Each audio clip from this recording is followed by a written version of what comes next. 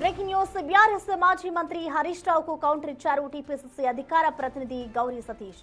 చేవెళ్లలో జరిగిన దొడ్డి కొమరయ్య జయంతి వేడుకల్లో హరీష్ పై మండిపడ్డారు. గొల్ల కుర్మలను హరీష్ రావు మరోసారి మోసం చేస్తున్నారని విమర్శించారు.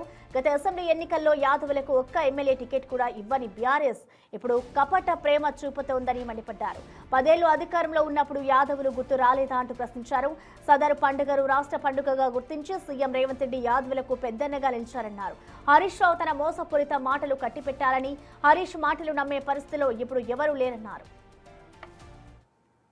ఈరోజు దొడ్డి కుమరయ్య గారి జయంతి సందర్భంగా గొల్ల కుర్మలను ప్రజాప్రభుత్వం మోసం చేస్తుందంటే అంతకంటే సత్యదూరమైనటువంటి మాటలు ఏమైనా ఉంటాయని చెప్పి బీఆర్ఎస్ పార్టీ నాయకులకు గుర్తు చేస్తున్నాం. ఎందుకంటే ఇటీవల జరిగినటువంటి 2003 సాధారణ ఎన్నికల్లో ఏ ఒక్క కుర్మ కూడా ఎమ్మెల్యే బీఫామ్ అయినటువంటి మీరు వారి పట్ల ఇప్పుడు కపట ప్రేమ ప్రదర్శించడం అంటే వారిని మోసం చేసినట్టు కాదా అని చెప్పి మీరు గుర్తు చేస్తూ ఉన్నారు. మీరు ఆత్మపరిశీలన చేసుకోవాలి.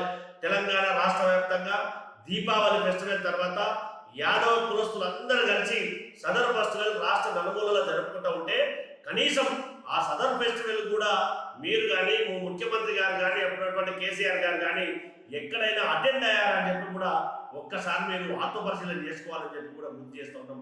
దాంతోపాటు ప్రజాప్రభుత్వం వచ్చిన తర్వాత సదర్ ఫెస్టివల్ను రాష్ట్ర ఫెస్టివల్గా అనౌన్స్ చేసి ఆ సదర్ ఫెస్టివల్కు గౌరవ ముఖ్యమంత్రి గారితో పాటు రాష్ట్ర క్యాబినెట్ అంతా అటెండ్ అయి యాదవులకు ఇస్తున్నటువంటి గౌరవం కాదా అని మీరు ఒక్కసారి గుర్తు చేసుకోవాలి.